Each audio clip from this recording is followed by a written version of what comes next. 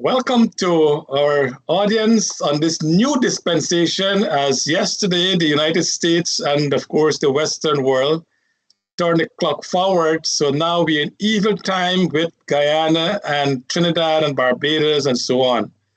So from tonight, we will start at 7:30 compared to 8 o'clock Guyana time that we had last week, which was 7 o'clock US time. But from now on until the clock goes back again, we will come to you at 7:30 p.m., which is the same time with the US and Guyana. Well, the East Coast of the United States, Eastern Standard Time. We want to thank our sponsors, Mr. Nohar Singh, for making this platform available, and of course, Devin Bisu, our technical specialist.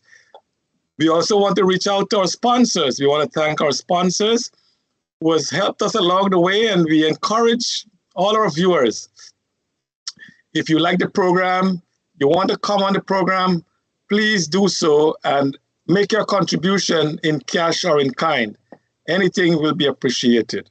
This evening, we are honored to have again no stranger to us in the body politics of Guyana, in the trade union movement, and of course, even the social sector of Guyana. Mr. Lincoln Lewis, as we know, is the General Secretary of the Trade Union Congress, and he has been a trade unionist for many, many, many years. Mr. Lewis, welcome to the program tonight. Thank you for your invitation.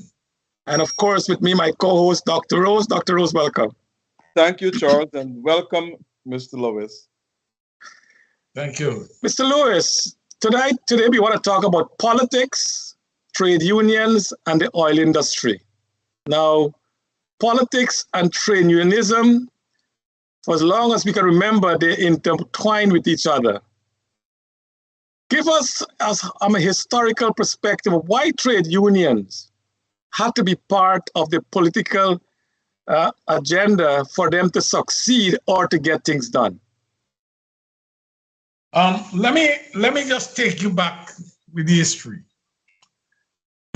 In 1926, when the Caribbean labor leaders met in Georgetown, among the issues that they talk about in putting their agenda was one man, one vote. 8-hour workday, 40-hour workday, leave with pay, universal health care, education for the society. These are issues that, like free education for persons in the society. The trade union prosecuted that agenda for a number of years until the political party, the mass-based political party, the PDP, came to power. That one man, one vote was fought for, it was initiated and fought for by the trade union. The 8-hour workday, it's the trade union. The 40-hour work week and holiday with pay, it is the trade union. What the trade union did was, after the mass-based political parties came to power, the PDP per se, what happened is that the trade union handed over its agenda to the political parties. We have been able to achieve something, the trade union, like holiday with pay, 40-hour work week, 8-hour work day, and we had also free education from nursery to university. It is still in the Constitution, but physically taken away by the politicians. What I'm telling you here is not that we get involved. Is that they come and we give them space and give them our agenda. So when you see we're talking about issues that impact the well-being of the wider society, it is because it is part of the mandate of the trade union. Okay, why then did the trade union, if what you said there is true, and I have no reason to disagree with you, if they are true, why the trade union movement didn't gravitate into the political movement to do exactly what they wanted to get done? If you remember, Critchlow went to the legislature, you know, because he recognized that the trade union could not on its own do it. We have had to add political, we would have had to have political power to put these laws and make some decisions and so forth. We have had a number of Chetty Jagan was in the trade union.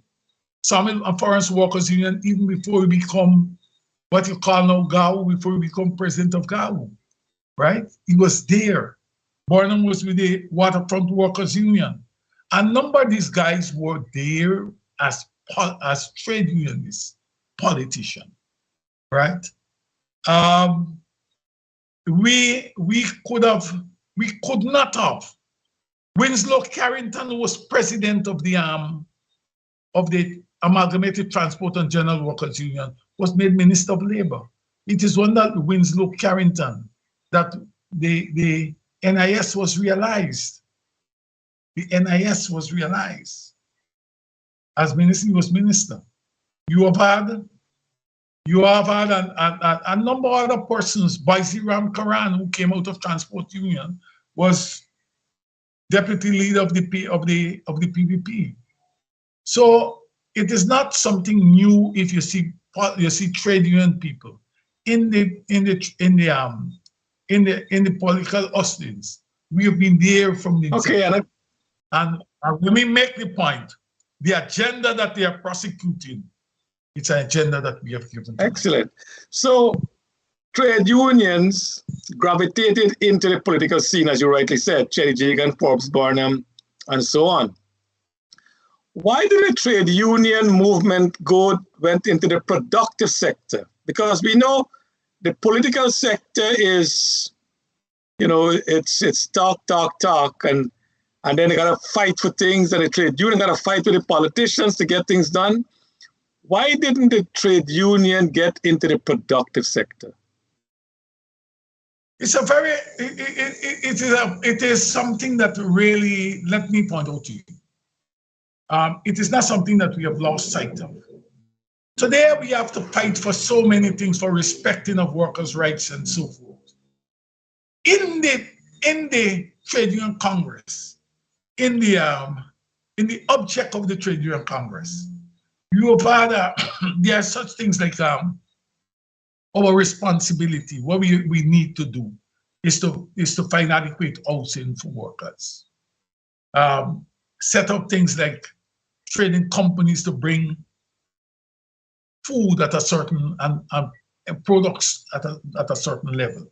What we have not done, I don't know the reason, is that we have focused over the years on prosecuting and defending what we call rights and the rule of law.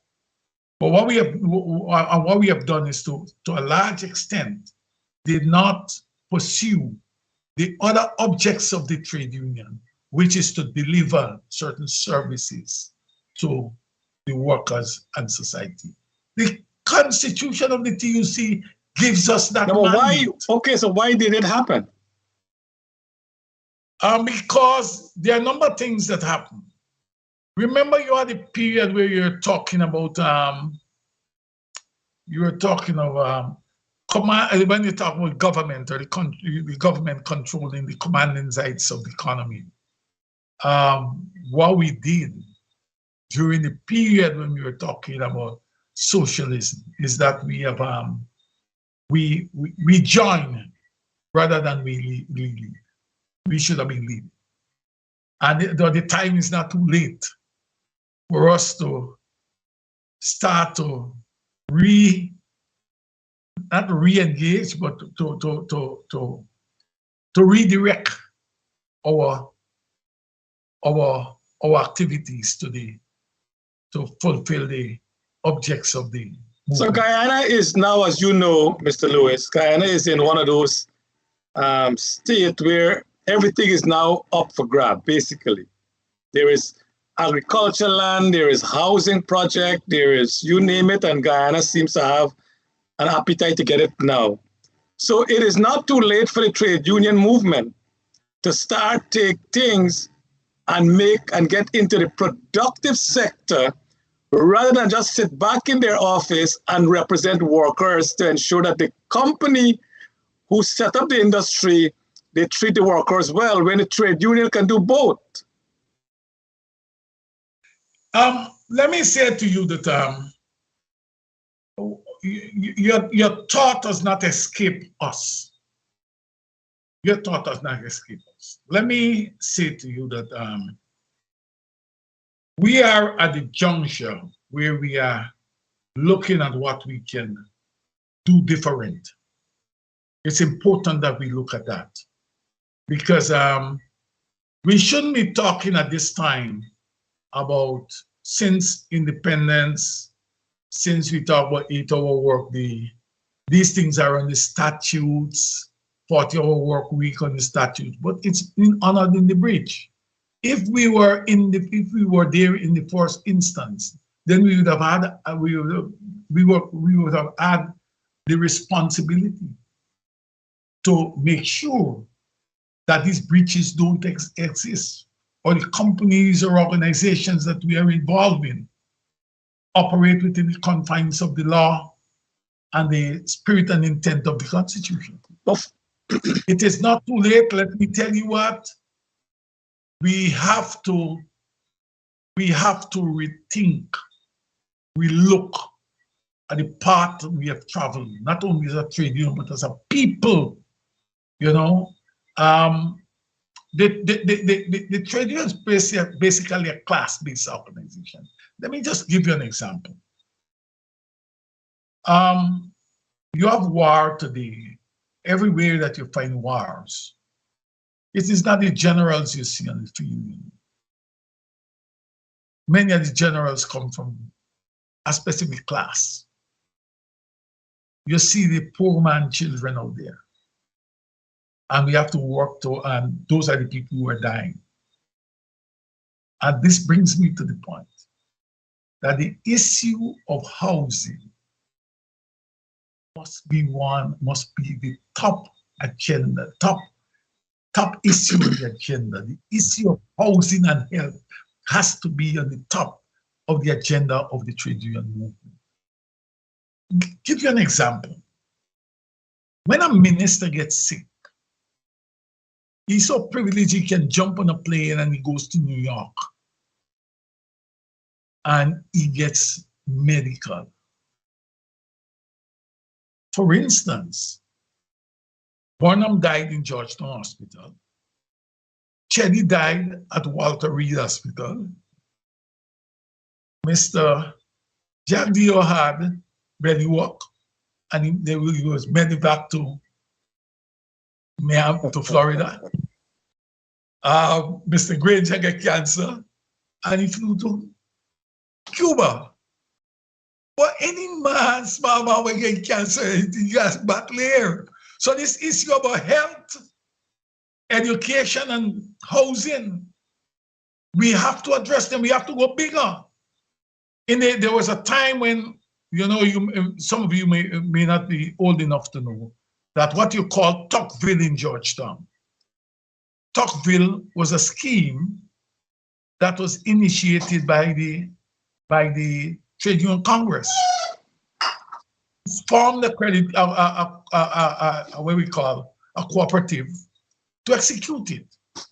You have in Georgetown, you have the stevedore scheme too, which was the GLU, and you have the Postal and Telecommunication Workers Union scheme too, which was the PTW, and the scheme at Wizrock, initiated by the bauxite unions together with the GLU and the bauxite company.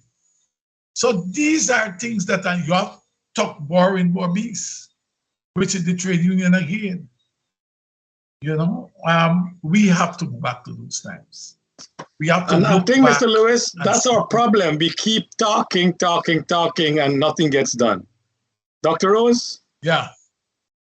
Mr. Lewis, let me go to the political aspect of this conversation. Economically, how do you think the government is doing?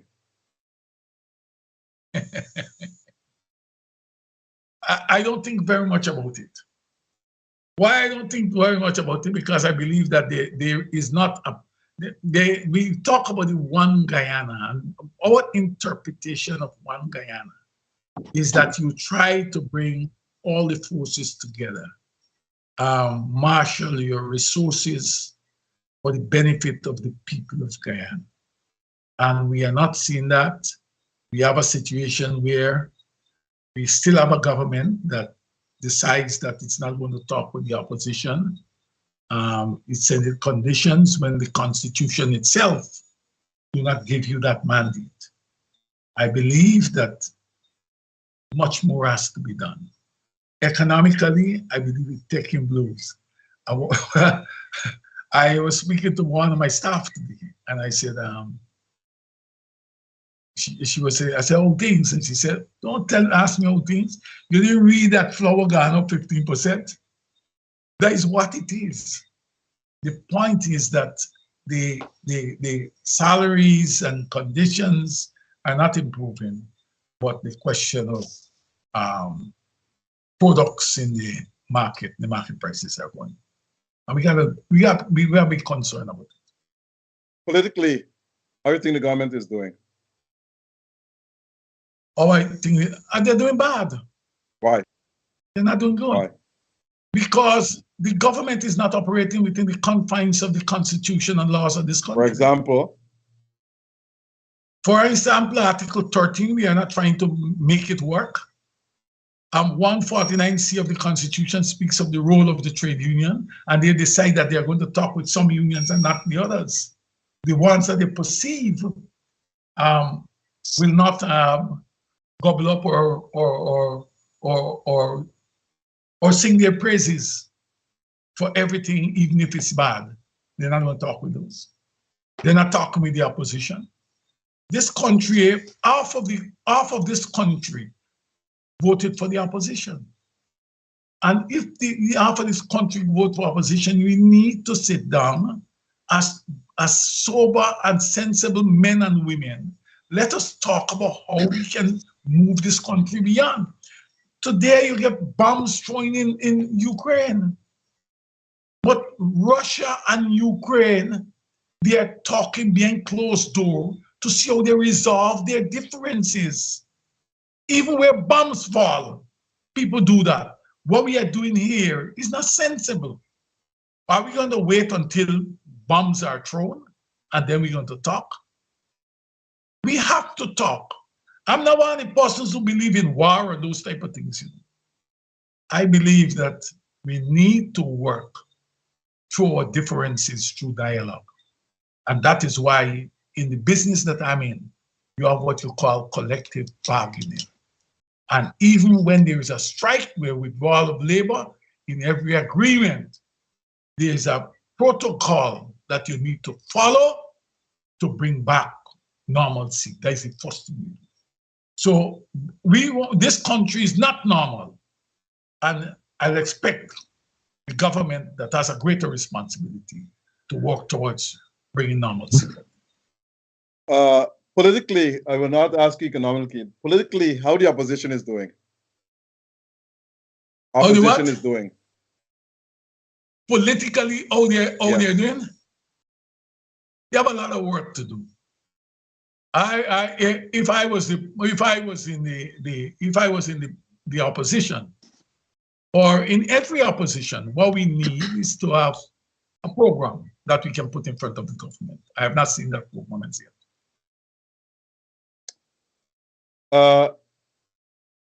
Last week, the United States State Department spoke about they want to see the two parties work together to have an inclusionary government. But can you explain to our audience, in your opinion, what is an inclusionary government? What it means? I have looked at what the US said. They talk about inclusionary. Inclusionary can mean many things. The Constitution itself makes provision for inclusionary, or what you may call shared governance. 77 of the Constitution says that the region shall develop its economic plan and the government, central government, shall fund it. Since that Constitution was promulgated in 1980, and as few laws were put in place, we have not seen any other movement to empower those regions and towns. Let me give you another example. If a minibus is licensed in Leeds on the quarantine, whatever is licensed for, the road license, all the money goes to the GRA and they go to the consolidated fund. But the NDC in Leeds will have to repair the roads that bus run on in the village. But they have to wait or beg central government. What we need is a system of how we are going to distribute or share the resources of this country, the resources with other agencies. All must not go to the central government. And it is not something new that you see talking about. We have written the Granger government on it. We've written Jack D on it. We have been talking about it in years now.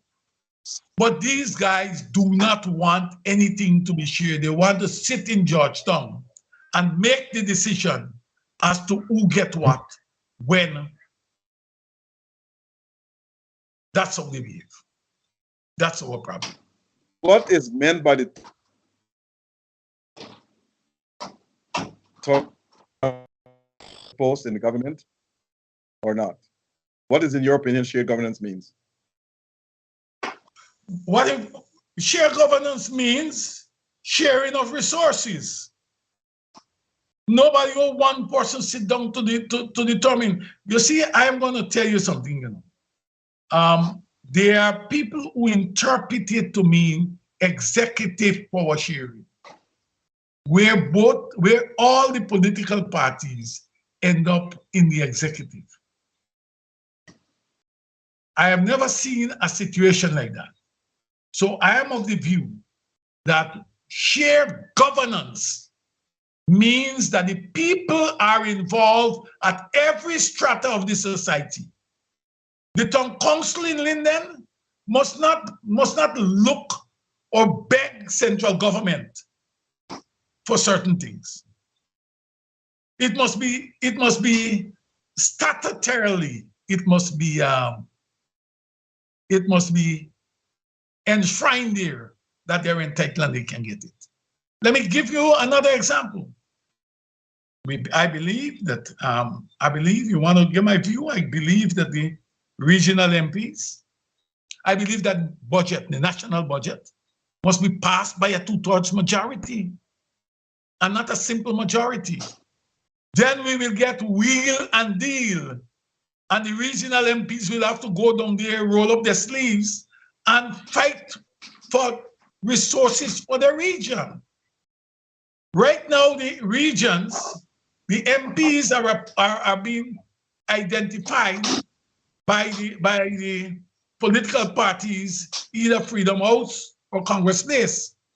If we have this type of system where the MPs are elected directly by the electorate, they'll be forced at that time to go to the National Assembly, fight, and go back and account to the people.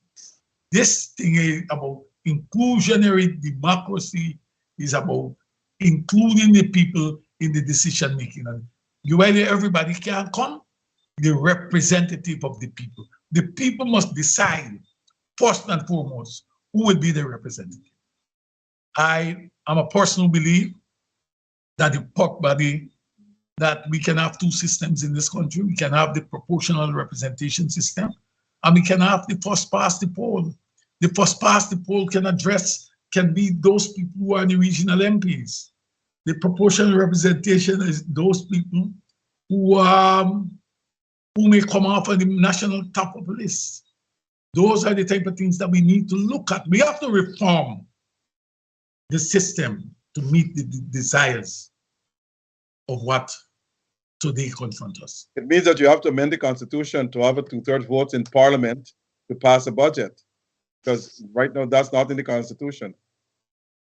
The Constitution talks about a bill. I have not had the opportunity to look at whether it is the law it's in, but we need to look and have a change. We can't work like this all the time. We have to stop it. We have to start. Let me tell you what. Whatever resources, be it oil and gas, it must not flow to what you call community, the benefits of it to not only for communities that supports a government. It must be of such that a system is put in place where whatever comes from the proceeds of oil and gas, that each region benefits. There must be that. We have to sit down and look at it. And the only way we can change this thing is by sitting down and talk, right? If you don't sit down and talk, then you are conforming that one Guyana means a few of us, our families and friends, benefiting while the masses scrunching away. Politically, what role is the trade union playing right now in Ghana to help emulate or to help move to the direction of what you're talking about? We are working on our own program, developing our own program to deal with it. We are working on a program to deal with it, which I do not intend to. We have these thoughts that I've expressed here about the question of the regional systems and what have you. Both political groups, APNU and the PPP, knows about it. The TUC has prepared document and presented to them. On the question of housing, let me tell you what. This TUC, in 2010, this TUC, in 2000 in fact, 8th of March 2000, signed an agreement with the government of Guyana to provide for us land equivalent to build 3,000 units on the highway. We identified the land, the surveys and everything, but we never get it. Neither of the governments seek to honor it. So it's not a question that we're not doing things. We are doing things, but then as we have now, we have one Guyana now, which means a few of us and not all the people who are inclusive. Before my colleague comes in, let me ask you this final question politically. Third parties in this country have been in existence from time immemorial in this country. We had a united force. It survived 2 or 3 elections and collapsed. Then the other most successful third party was the AFC. It had 2 good successful elections, 2006 and 2011. Join APNU actually is on the collapsing side now. Do you think third parties have stand a chance of gaining back power or to hold what you call the leading role in this country, to have a minority government and the only balance of power? Well, let me tell you what. I don't believe in the politicians leading the way. We have given them the power. We have given them our power, and they have not delivered for us things that we will like to see. The things that the trade union talk about, we see Burnham try with them onto the Jagans, and after the Jagans died, I observed that everything went. So the question here about political parties, I do not believe that I believe political parties in general have lost the way in delivering the agenda that labor or even the desires of the citizenry in this country. I believe that that's why in the Constitution you spoke about inclusionary democracy, where the people, the power of some of the power must go back to the people. So the question here about third party, fourth party, or how many, the people's power is what is important at this time. Okay. Now, let me just ask you this final question. You said that the third parties or politicians have lost their way. But don't you think trade unions, what power they have today, don't you think they have lost their way too? I want to tell you something. So long you continue to have unscrupulous employers like the ones who exist here, you will always get trade union. We have not lost our way. What we're doing is that our power is being used not only to subdue us, but to demonize us. The people's power has been used. You observe now the employers start, but it's we employees. Yes, you employ them. And we telling them what must do. Where in hell, which part of the world that happens? Right? It is not their employees. They're employed by the institution. You don't own them. Freedom of association and the right to collective bargaining give them the right to question anything and that is enshrined in the Constitution, and it is also enshrined in Convention 87 and 98 of the ILO. Charles, over to you. Mr. Lewis, we want to take a short break now. We want to continue the discussion when we come back. Very interesting, because I have a lot of rebuttal questions that you talk about, so I want to get your feeling on some of those questions when we return. We'll be back shortly. Flights to Guyana have never been cheaper. Check out these non-stop direct fares from JFK to Guyana. One way from $150 and round trip from $344. From Guyana to New York, one way from $210 and round trip from $360. These are non-stop direct flights to and from Guyana on American, Caribbean, or JetBlue. These cheap fares will not last, so call Travelspan today. In New York at 718-845-0437. That's 718-845-0437. In Georgetown, call 227-1701. And in Berbice, call 337-4287. The Curry Roti Box is now available. Select your meal. Choose from chicken, duck, goat, or lamb curries, plus pepper pot, chicken tikka masala, lamb vindaloo, and roti. Your choice and your selection. Make up your own Curry Roti Box. We will ship directly to your home or job. Unbox your favorite curries, rotis, pastries, plus order your favorite West Indian sodas and much, much more on allfromonesupplier.com. Treat yourself or send the Curry Roti Box as a gift. Curry Roti Box is available with free shipping to all U.S. states and free delivery in New York. Order now your favorite curries, your fish, meats, pastries, sodas, and much more. Get all your West Indian and Indian food, plus your West Indian groceries from allfromonesupplier.com. It's free delivery and free shipping. Log on to allfromonesupplier.com and place your order today, or call 718-551-3292. Again, that's allfromonesupplier.com. Are you looking for investment opportunities or retirement, or even to relocate to Florida? Then Orlando is the place for you. Great deals with spacious land are available. Call Shanisa Jabbar for all your realtor needs at 321-217-1556. That's 321-217-1556. Or email her at shanisajabbar@gmail.com. जन्म जन्म का साथ है तुम्हारा हमारा. Bollywood on the Beach is a family and friends event with Bollywood Entertainment. July 14th to the 18th, enjoy a 5 days and 4 nights all-inclusive vacation with your family and friends and your culture. Performers from India, Pakistan, Trinidad and Guyana will be live at the resorts with your favorite Bollywood songs. in Punta Cana, Dominican Republic. Stay in the family section or in the adults only section and enjoy over 12 restaurants, 11 bars, 7 pools, play areas, spas, and exclusive beach area.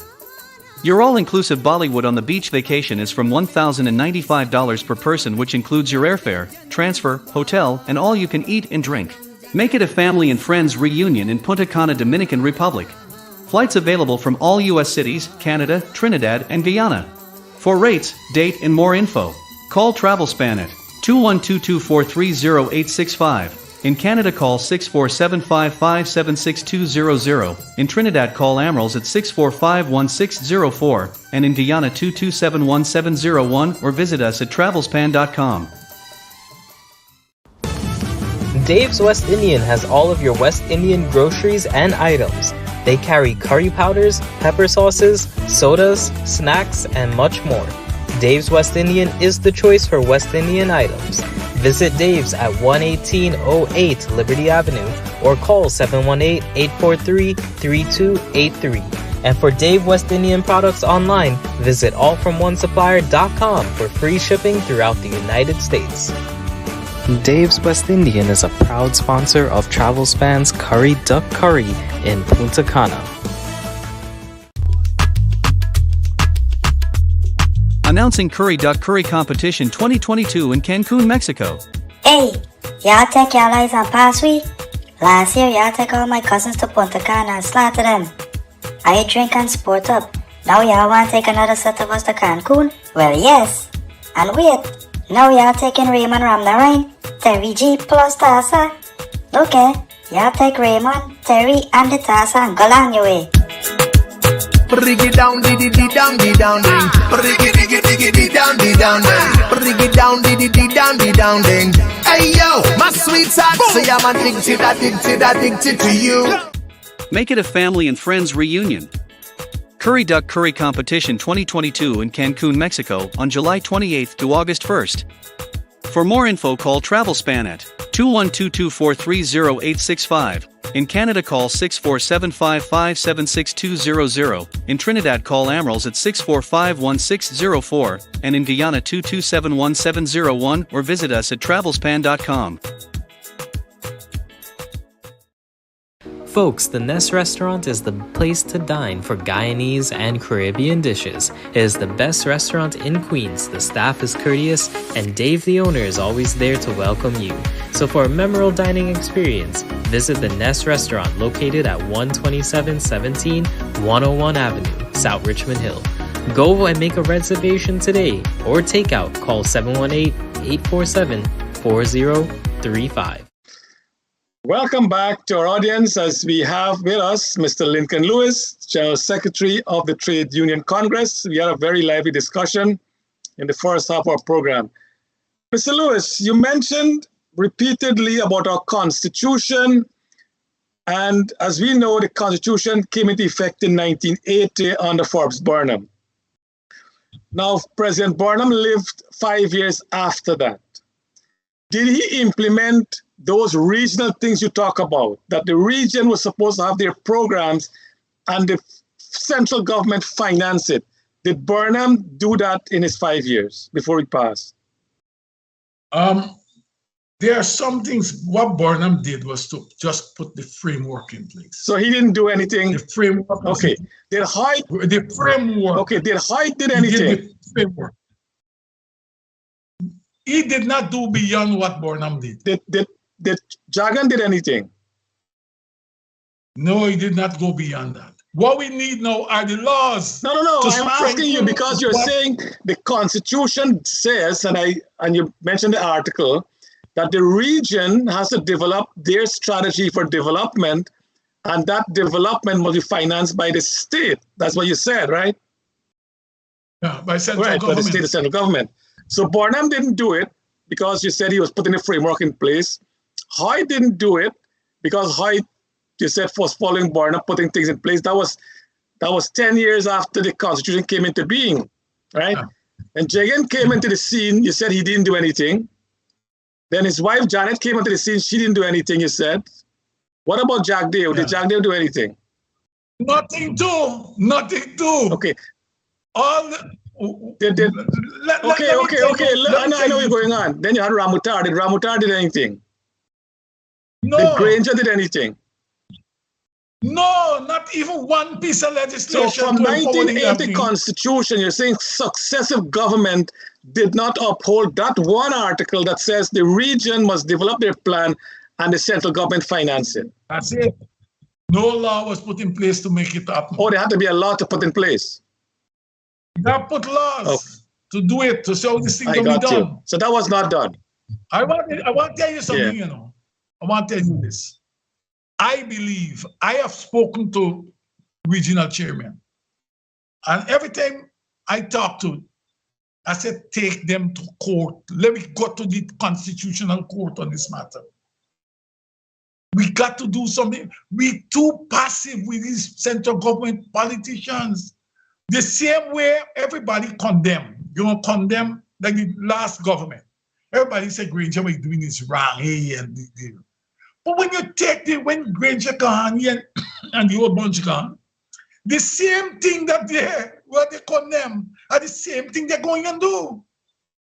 So we got to stop these politicians who just have an interest in getting power and use the power for themselves and their friends rather than using the power to empower the people. That's in our new constitution, who you think was the best president from 1980 to now? 1980? Well, who was the best between president? 1980 and now that we had this new constitution. I want to tell you something, you know, as far as I'm concerned, Bonham was the best. Why you say that? Because I'll tell you this. When, as a trade union, you get problem, he would have listened to you. In this case here, even when you had the sugar strike in the 70s, when the TUC go to Burnham, when Guy Soko resisting Harold Davis and them to talk to Gao, Burnham was prepared to engage them. And Burnham was prepared to tell them to tell Harold Davis at the end of time that he is the chairman of Guy Soko. He's the president. But didn't Cherry Jagan invite the trade union to write the laws to ensure that what they want? No, that was not done? No, never. Did he offer I that? was there. I can't remember everything like that. But Cherry was short, Tekil and Matafi. But I'm going to tell you something. I've dealt with Burnham. Let me give you an example. Those guys behave differently. You know. I remember we had a public meeting at John Ford Car Park. And I said, all these politicians dishonest. And Chelly stopped talking to me. But there was a problem. And Chelly sent to call me. And while we're talking about the problem, and when we finish, one of his political advisors turned and said, but Chelly, you got to settle with him. The issue of where you see our politicians dishonest. And Chelly said, don't waste time. The business of the state more important than where you coming there with. Go move out from it. I'm telling you that. That was experience between me, Chelly, and this political man. Not Roger Luncheon, you know. So I don't think he would never come with those ideas, with those stupid ideas. So getting back to the Constitution says that the region must have developed their plans, but since 1980 to today, 2022, no government has put laws into place to bring that into effect. That's it. Now, the trade union is an important arm in any country, right? I don't always agree with trade union. I think sometimes the guys are collecting money on a false pretense. You're in your office and you're representing workers. No, that's my view. I might be wrong. No, only the trade union, the employers just do. Yeah, but the trade union is supposed to represent the workers, and they just. Yeah, the employers collect the union dues and invest it, and when to pay to the union, they can't pay it. But my point is, Mr. Lewis, is that trade union in Guyana is fractured. It is divided. You guys don't speak with one voice. How can you get things done when the trade union movement is so divided? All over the world. No, forget about the world. I'm talking about Guyana. Just let me tell you, trade unions are fractured throughout. But Guyana is a small society. Britain, you get more than one federation in Britain.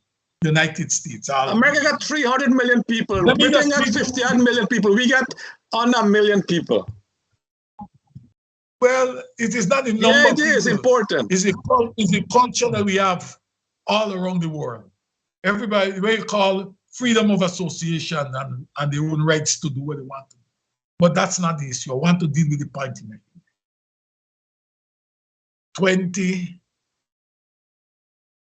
2016 Mayday, we had a Mayday platform that we had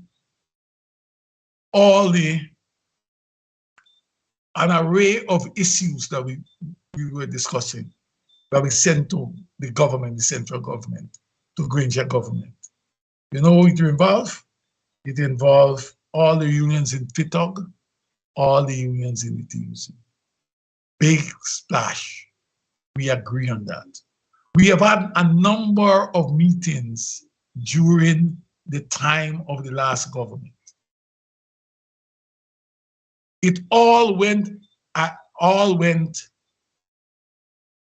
down when election came wrong, and the election came wrong, and you find a new government.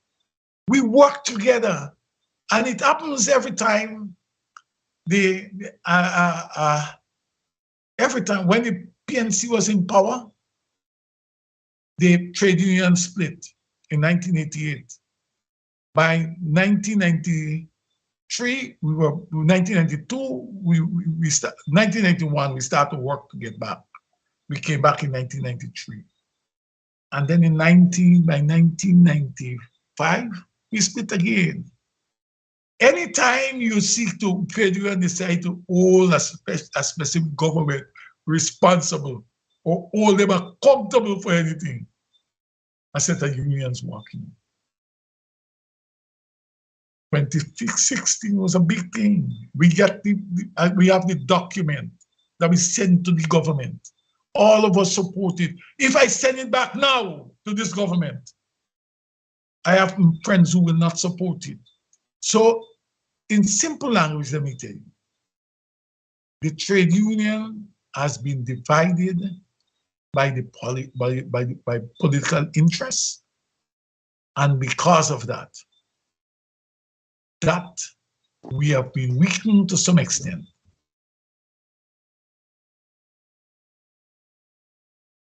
Did we lose Mr. Lewis there, Devin?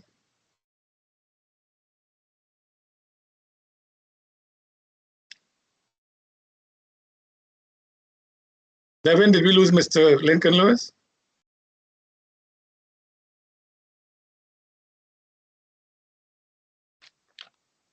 Doc, in the meantime, Mr. Lewis is coming on. I mean, what is the solution to bring the trade union together as one under one umbrella? I think they will have to take the bigger picture into consideration that they represent. Trade unions are to do a couple of things: represent the workers' interests, improve their working conditions, and salaries and wages, increase that. And if they can look to the people as the end game and not to the political masters, then I think they can work together. But today, the trade unions, as you said, they are being split. You have the PEP side of trade unionism, you have the PNC side of trade unionism. But so they're not taking the people's interest into consideration. They're looking at politics. Who is in power, who is not in power, to support this government, to support that government.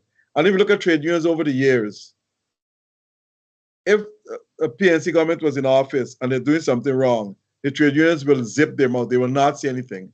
And this is also true for the PP government. The trade unions that support the PP will not say anything. So both parties or trade unions from either side do not take the people's interest into consideration. They take politics into consideration. So they themselves are playing a political game. That's what I think. But that's not necessarily so, Doc, because recently Gao been asking questions about the Enmore packaging plant. They want some answers to that question. So the government seems to be giving that plant to another developer, and GAU is saying, well, we need some answers. I mean, is that different? What do you think? GAU is saying they want answers. That's a simple thing to ask. What is happening to the Enmore? But has GAU gone deep enough to represent the workers' interest at Gaisuku? That's the question you should ask. Gaisuku is playing politics. The trade unions and the PN they're playing politics. They're not looking into the people's interest deeply. Because if they should come together and let the government know, well, look, you have to negotiate with us. Government, whichever government is in office, you can't just go over our heads and give workers salary increases because you want to give them 5% or 7%. You have to negotiate with us. So if the trade unions should come together and say, look, this practice has to stop, or else we're going to call the workers and strike. The government will listen. But the government knows how to divide the trade unions and get away with it, because the country is not united politically. The country is not united with the trade union movement in Guyana. So there's no role for the trade unions to play in today's society other than to just sit back and say, well, we represent the workers. God will ask questions. Those questions are simple. What's happening at Enmore? And I think President Ali answered him. More jobs will be created with the Gas to Shore project, and the Enmore sugar packaging plant is going to Albany Estate. So it was answered. But Gaisuku will not align itself with the GLU or other trade unions aligned with the PNC party to work in the interest of the people, and vice versa. But even within the union, Doc, because look at the teachers' union, it seems to be, in the most people's opinion, that it's aligned with the PNC. But the last time when this government had that problem with the teachers being vaccinated and so on, or with the protection, and the union called for a strike, some of the workers went off, some went back to school. So again, even within the trade union, so those who are sympathetic to the government went to work, those who are against the government stayed away. So even that they have some problems with. How can that be addressed? And that is detrimental to the workers' interest, because if you're going to say, well, I'm a party person, I support this government or that government, and your unions want to take action in order for you to get a better deal in whatever the circumstances are, and you're going to say you're going to work, and then they're not looking out for their own interests either. You're quite right. Within the union of itself, they're divided. And this is something common maybe in a lot of countries in the Caribbean and maybe North America here too. But unions, their role is to protect the workers, to advance the workers' interests. And I don't think unions are doing those things today. But if the union were seen as independent rather than being affiliated to a party, I think the members would have been much more receptive to supporting their strategy, because regardless who is the government, they know that they will make representation. But when APNU was in the last 5 years, I don't know what representation the teachers' service made or the public service union. Nobody went on strike, nobody went to anything, but now that the PP is there, so it seems to be that once they support a political party, if that party in government, the protest is subsided. Once that party leaves office, protest begins. I mean, that is true, but it is extremely difficult for unions to be independent in Guyana. The PP was founded on trade unionism, and so is the PNC. So they are all aligned to trade unions. And whenever they're in power, the unions that are aligned to them will support them, no matter what the situation is. But the trade union movement in Guyana, there should be one umbrella group. And all the trade unions should be affiliated with that umbrella group. And just should go like what the European Union has, Article 5. An attack on one is an attack on all. I think that's a really good motto for trade unions, any part of the world. Right. But I just want to confine this in the Guyana context. They have not done this. and they could set a shining example for the rest of the Caribbean countries and perhaps the rest of the world to say, well, look, we are under one umbrella group. And if you attack one of us, it's an attack on all of us. And we'll come out to support that one until whatever you did is reversed. But it is not happening. So the division is there. And who is the sufferers? The people, the workers. They're the sufferers. I have more the trade union called for increase in salaries. On a PNC aligned trade union called for increase in salaries under APNU government. And I'm not hearing this under the PP government either, by the trade unions that align with the PP. They're not doing it. They know fully well that teachers, nurses, police officers, $60,000 to $70,000 a month cannot support these people. They will have to, police officer in the case, they said they will have to take bribe. I know a police officer, and he's a relative of mine. He said, cuz, look, I'm getting $90,000 a month. I have a wife and 3 children, and my wife is not working because she has to stay home with their 2 kids because they're small. After taxes and NIS, I'm left with about $85,000. My rent alone is $40,000.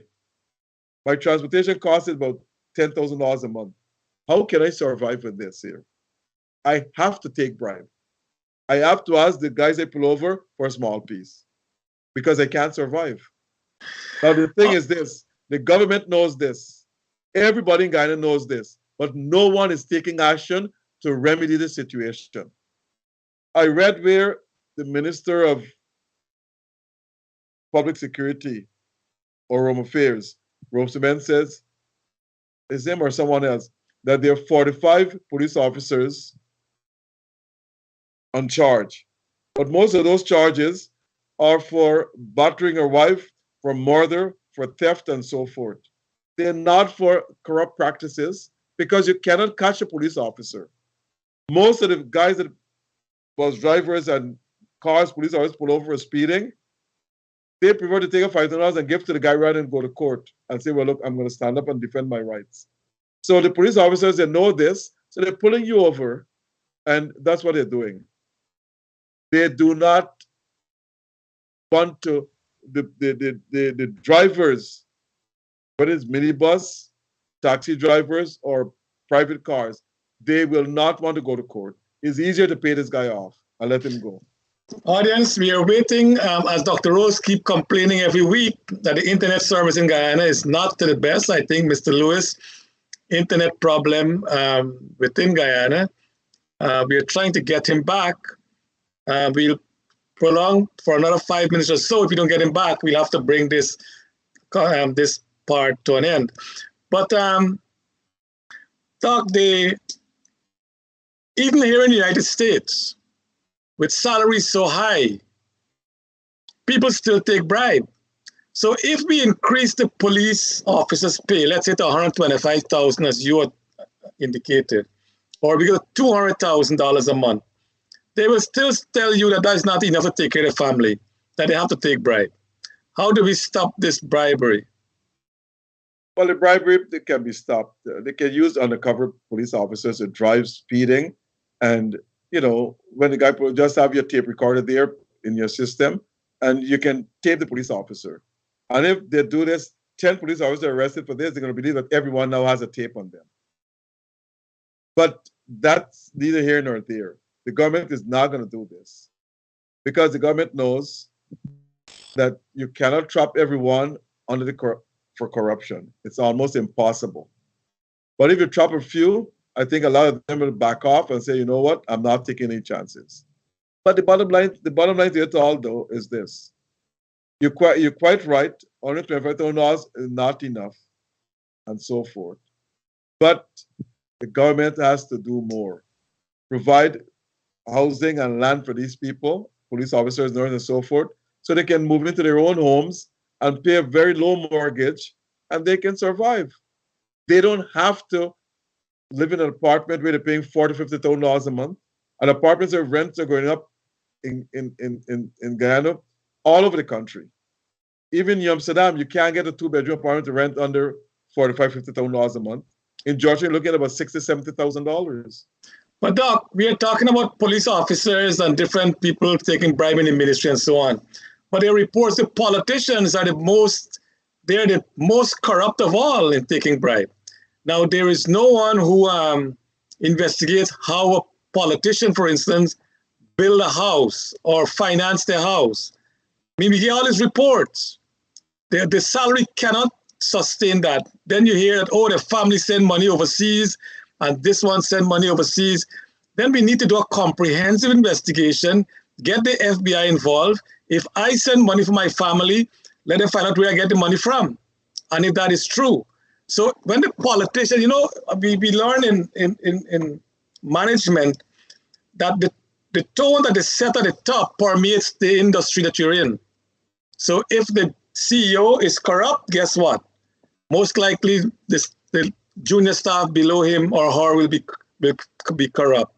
Similarly, if our politicians seem to be corrupt, how are you going to stop the persons below them from not being corrupt? Well, it's difficult to do, but look, the talk is politicians worldwide are corrupt. We know this, but how do you catch them? It is very, very difficult. Why is it difficult, Doc? It's not difficult. If my salary is $1 million a month and I build a house for $100 million, where did I get the money to build that house and furnish it? My salary cannot match what my wealth. They're not that stupid. They're not that stupid. They will show you where they have funds came in from some source, or they had this money stuck aside or something of the sort. They're not that stupid. They cover their tracks very, very well. And they always say white-collar crimes are extremely difficult. We can say they're all rumors, but every rumor has some truth. But it is difficult to catch politicians because they make the laws and they don't go against each other. Very, very seldom. They will talk during election time that this government, the opposition is corrupt. This one is corrupt. That one is corrupt. So why not charge them for corruption? They have not. You name me one politician that has been convicted of a corrupt crime in Guyana. Well, was any charge? I don't think any was charged anyway.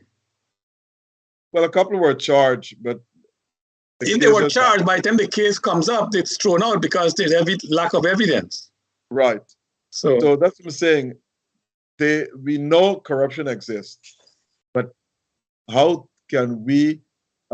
In other countries, mind you, politicians are being arrested and charged for corruption, and they're being sent to prison. I can name a number of countries right in South America. They're right in Asia and in Africa, where these guys have been caught, even after leaving office, charged and convicted and sent to prison. You know, for example, the Brazilian president, the former president of Brazil that is running now, what's his name again? I can't remember. Lula. Yeah. Lula. He was in prison for corruption. The female president they had there, she was kicked out of office because of corruption. Mr. Lewis is back. Mr. Lewis is back. Okay. Mr. Lewis. Mr. Lewis. Hello? Yes. Yeah, the internet, it's an internet problem. We're so sorry to anyway, we were discussing in the meantime in your absence. But Mr. Lewis, let us get back to a little of what you talked of earlier. The elections of officials, the member of parliament. You're saying that the regional member of parliament should be from the region, but you rightly said those representatives are not elected by the Freedom House or by Congress Place from people who are not necessarily in the region. So that's one problem. Yeah, you have that situation, but what we're really saying that the people must elect the regional representative by throwing a ballot in a box. And I know you mentioned first past the post, but that will not give the region maybe the person that represent majority of the region, because if 5 of us run for that regional seat and the highest of the 5 get 30% of the vote, that person become member of parliament, only 30% of the vote. Why don't we have a system where the person must win at least 50% of the vote to become the member of parliament? You know, in some country, for you to become the president or so, you have to, or even some country, the congressmen, you know, in Latin America, you have to go, if you don't have 51%, you gotta go to the second round. Right? That is the type of democracy when it comes to, when I talk about first past the poll. That is the system I'm talking about. I'm talking about a system where the people vote for their representative. We can still have the PR system where, and why, let me give you an example about this PR. Remember the COP in Trinidad? They had run, and those people got maybe a third of the vote, but they were not able to get a seat in the parliament. Right, that's correct. So what I'm saying is that you have the PR at a certain level, and you get the. Okay, so we can get into that. All right, we can get into that. But let me get into this oil industry as we have a limited time. Exxon contract, is it a good contract?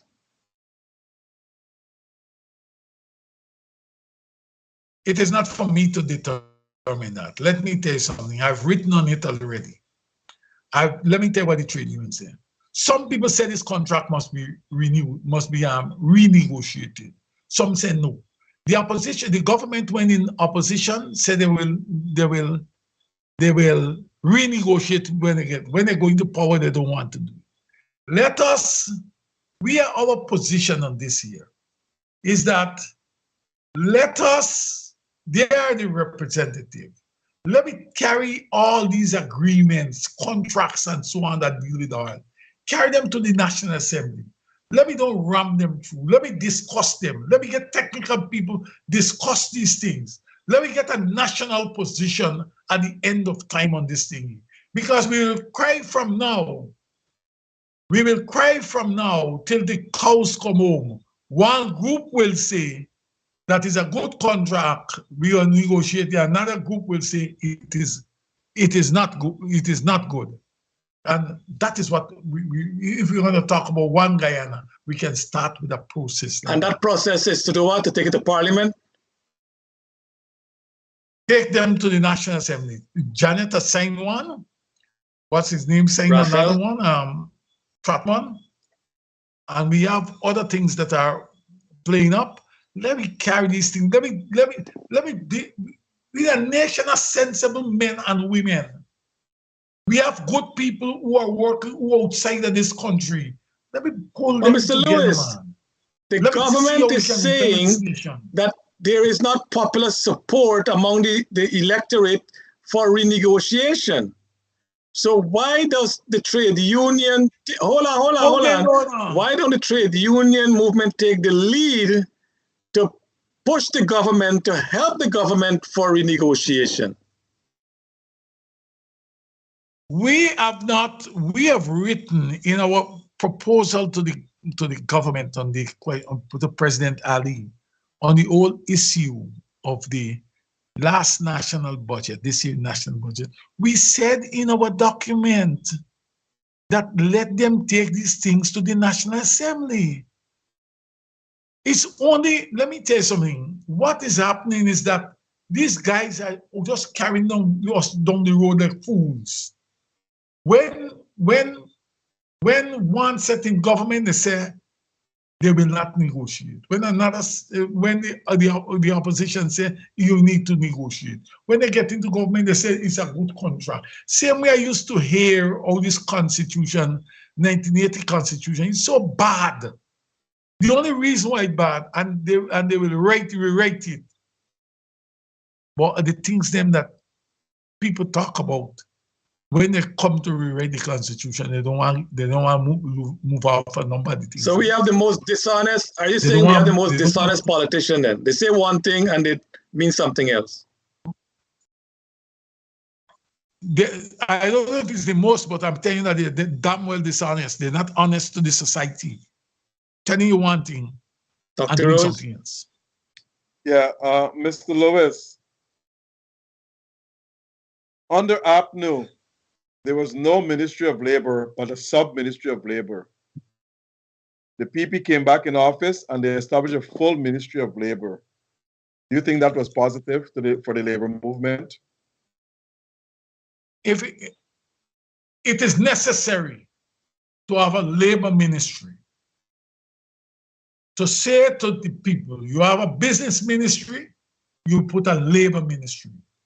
A labor ministry, it is a progressive thought, it's a progressive agency that looks out for labor, that will deal with issues that impact labor's perspective, right? The question here, we have had the ministry, but one of the first things that we start to see immediately after, it is not only the ministry that matters now, it is now the actors, okay? We have a law in this country which speaks to the trade union recognition law. There is nowhere under any minister a union has been, a recognition agreement has been terminated. You understand me? Terminated. Knowing the law, give anyone that authority. The Trade Union Recognition Board, of those people who are appointed there, what they did is to terminate the recognition agreement that the previous board had given for the Guyana Bauxite and General Workers Union to represent the workers at Civil Taxi Service. They terminated it. And when the union write and ask to be heard about it, people spinning down to the minister running. It is a question here that when you establish the ministry, we are expecting concomitant with that, we have progressive thinking people who understand and appreciate the role and responsibilities of labor. Yes, sir. In today's Guyana, we have the PP in power. And it appears as though there's been no negotiation process between the unions and the government. Now, let me go directly to ask you this question. What happened to Russell and those workers? Oh, we lost Mr. We have written to the government. We went to the minister. The minister, when he came into the state, he's going to prosecute this matter, he's going to deal with it. Until now, we can't do anything. In fact, we have sent off a letter quite recently to the chief labor officer asking for conciliation to address this Russell matter. He has not replied. Then again, when we wrote in the national newspaper about it, he write to us, what matter are we talking about? We send it back to him. Until now, and that is about nearly 2 months, and until now we can't get a response from him. So the point I want to make to you, that industrial relation matters are being addressed based on which union or which person or the persons who are involved, who are involved. Then they will take a decision whether we are going to address it or not. Let me give you an example. We're talking about a national minimum wage, of moving the minimum wage, and people say that is a minimum wage for the private sector. It's not for the private sector. That is the minimum wage. That is $40-something a month. 40,000. $40-something thousand a month. So we are asking now, when Keith Scott was there, the tripartite committee came up with the recommendation. The tripartite committee comprised the government, the trade union, and the employers' representative. for $60,000. When this government came to power, you know what they did? President Ali is on record to say that the private sector has spoken to him and he will not implement that 60,000. That is since 2020 when he came to power. He said so. We have been arguing for this matter all the time. And let me tell you something. You know that this $40-something, one of the largest organized group to benefit from this $60 that we are talking about, $60,000 a month, is the sugar workers. You know, they are not making, their minimum is less than $50,000. People believe that greater thing, but what they do is that they trump up all kind of thing to tell these sugar workers how they're doing well for them. What we want them to do is implement the $60,000. So, in fact, it's not only the private sector shortchanging people. The government is part and parcel of the process. The government is refusing to approve that $60,000 that guys sugar workers can benefit. Sure, you know that. Yes, gentlemen. Mr. Lewis, it has been noted by the media and several other outlets that there are a lot of foreign workers in Guyana. Companies coming in and bringing workers in Guyana. And they're saying is that the labor unions have not said anything pertaining to this here. Why? Well, maybe they haven't been reading. We have spoken about it a number of times. The trade union has spoken about it, and let me tell you something. I will always say to you that, or let me repeat it, that Guyanese workers must give first preference to jobs that are created within this country, and they must be paid even in the oil industry. They must be paid salaries that are commensurate with the duties that they have to perform. We don't have a problem with that. But we have let me tell you, man, you guys know, they are your friends, you just talk to them. That those be easier for some people to get a work permit. They don't even have to make an application. Somebody walk in there with a list of them and they get the work. You know that. That is how we operate. There are some things that we have to get Guyanese. Apart from that, we have to train Guyanese. Look, let me give you an example. Well, the Constitution says free education from nursery to university. We don't like some people at UG. So what we do is that we give out scholarship to a number of institutions outside this country, all over the place. But we get our own university in Guyana. Because we don't like somebody, we're not funding the university that it can deliver for the development of the people and this country at large. It's pure wickedness and wickedness that is being perpetrated. You got to stop it. These are things that are happening. These are things that you guys, I'm sure you guys know. We got to do something about it. Why is it that it's only every building that you see going up inside the compound at UG, at Turkine there, it is being constructed through funding by some institution who say, we get enough money that we can do these type of things. Mr. Lewis. Let me tell you something. Let me tell you something before we come in. Let me tell you something. The local content bill. The local content bill, some elements of it is good. But let me just give you an example. The local content bill we're pushing 51% for 51% ownership for Guyanese. When Bonham talk about 51% ownership, it costs down Bonham.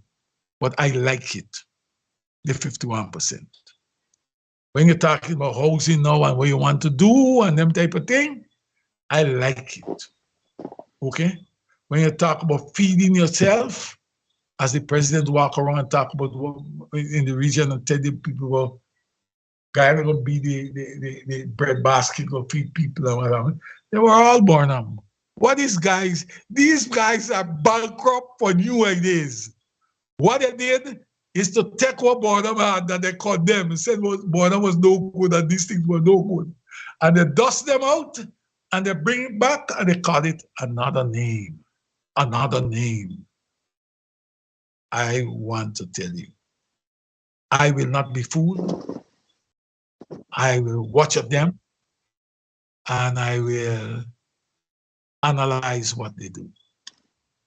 I'm not prepared to stop the question of development, but development has to be in the interest of this society. Is it true? I will want to see. Hello? Yeah, go ahead. Go ahead. You go ahead. Is it true that there's a shortage of skilled laborers in Guyana?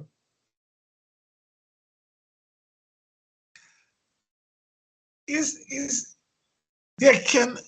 depends on what you're talking about. It depends on what you're talking Electricians, about. plumbers, and so forth. And what skill you're talking about. Electricians, plumbers. Well, I want to tell you this. Was it the IDB in a report some nearly 10 years ago said that one of the skills that we need to, as a region, to pursue is the question of plumbing. We need plumbers. So it's not a question of Guyana, it's a question of the region. Okay, when you're talking about the CSME, in the CSME exercise, plumbers were the ones that the skill set that the CSME made heavy emphasis on that we would need. So it will not be surprising to know that we are not getting the amount or even the quality of plumbers.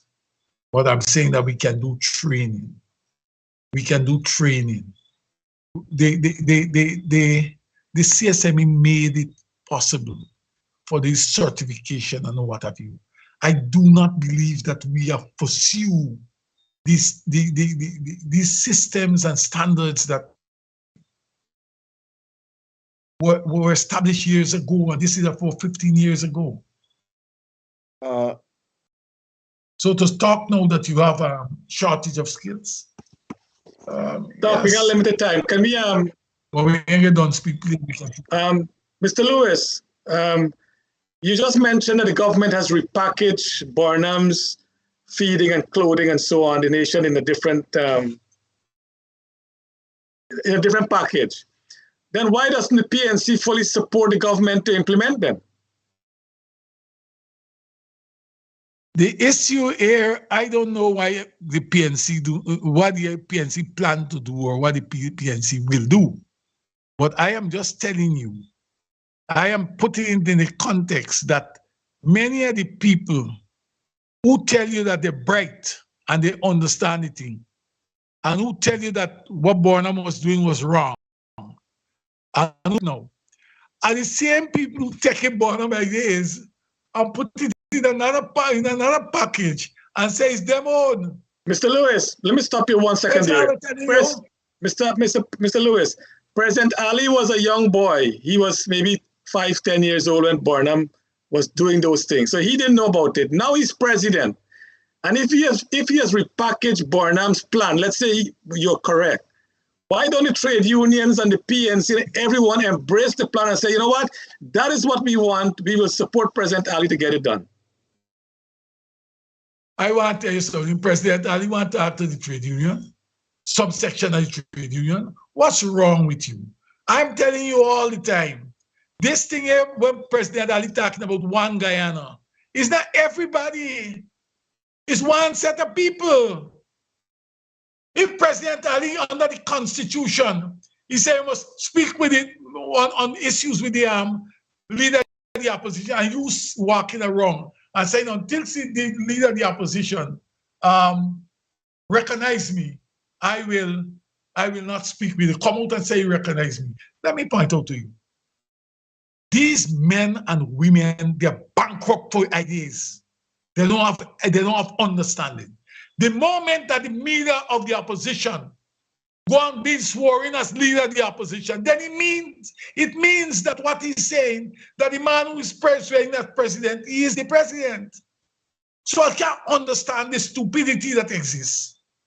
So when we are discussing, let us discuss from the premise that we understand that we are speaking about men and women who are sensible enough to understand the role and responsibility. But let me just say this to you. We as Homo sapiens, we have to understand one thing. If I'm the government and you're the opposition, even though you have been sworn in as a leader, and you go about saying that this is an installed government, this is an illegitimate government, then it's obvious, normal, rational human being will say, you know what? We are illegitimate, we have been installed, so don't communicate. I have nothing to communicate with you. I want to tell you something. I want to tell you something. You don't know what rational thing you're talking about. You ain't talking like a rational man now. Let me tell you something. The Constitution you swear to uphold, the Constitution says you will engage with the leader of the opposition. That's the Constitution. You swear to uphold it. It's not how you feel or what somebody say about you. This is the instrument. And if we cannot respect the Constitution and laws in our land, then we're not qualified to manage. We're not qualified to govern. Those are the things. So don't tell me anything. I don't bite from any one of them. Right? I bite one thing. I always talk. Let us respect the rule of law. Let us do that. Don't tell me about that. Me and why, if you understand me, I don't believe it. You have no right. On that point, you have no right to operate in conflict with the Constitution.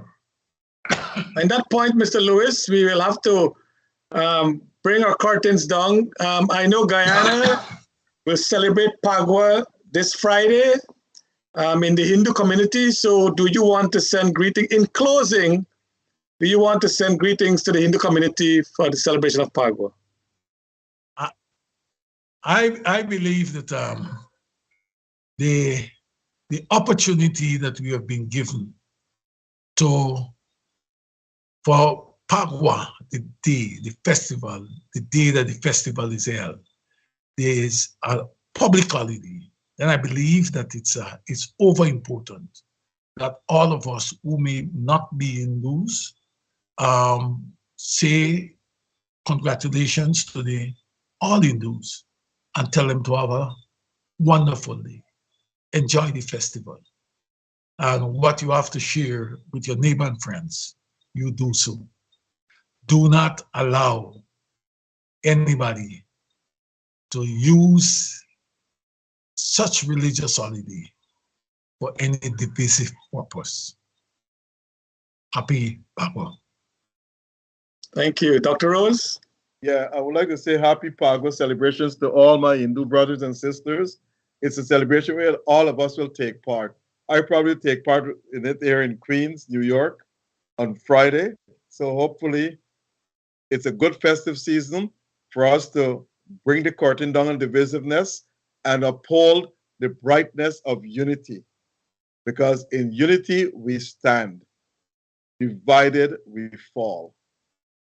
And we don't need to fall at no time. So Guyana, President Ali's one Guyana is to unify the country. So this is the festive season. We should all start off by talking and promoting unity among our fellow brethren. Thank you. Happy Pagwa to all. And of course, on behalf of Globespan and Devin and all of us here, as we know, the celebration of Pagwa is good over evil.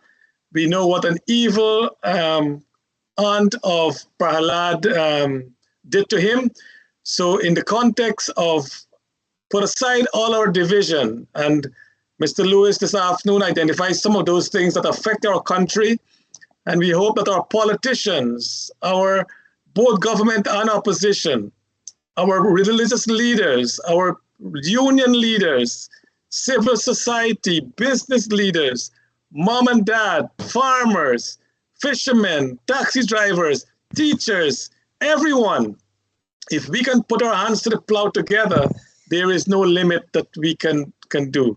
As the motto of Trinidad says, together we aspire, together we achieve. We can do that. Guyana is one people, one nation, one destiny. President Ali is calling one Guyana. Mr. Lewis is saying within that one Guyana, they're saying within the context of their friends and family only. We trust and pray that that is not the case, that the president will incorporate all Guyanese, regardless of what their political affiliation, whatever their persuasion is.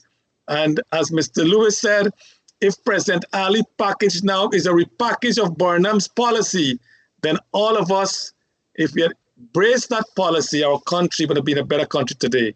We hope we can put aside all our differences and move forward as one Guyanese. We might have different ethnic origin, different ethnicity, we eat different food, we dress differently, but at the end of the day, Guyana gave birth to all of us. We are all from one place called Guyana. So to all Guyanese, and especially our Hindu brothers and sisters, we want to wish you happy Pagua, and may the festival of joy with all the abir and the powder and everything else bring joy and the good food. Share this, as Ms. Lewis said, share with your neighbors so we can all have a wonderful day. Again, God bless us all. God bless you, Mr. Lewis, Dr. Rose, Devin, and all of us.